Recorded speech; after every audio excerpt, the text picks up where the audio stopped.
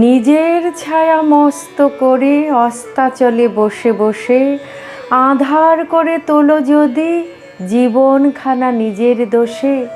বিধির সঙ্গে বিবাদ করে নিজের পায়েই কুড়ুল মারো। দোহাই তবে এ কার্যটা যত শীঘ্র পারো সারো। খুব খানিকটা কেঁদে কেটে অশ্রু ঢেলে ঘরা ঘরা মনের সঙ্গে এক রকমে করে নে ভাই বোঝাপড়া। তাহার পরে আধার ঘরে প্রদীপখানি জ্বালিয়ে তোলো। ভুলে যা ভাই কাহার সঙ্গে কতটুকুন তফাৎ হলো।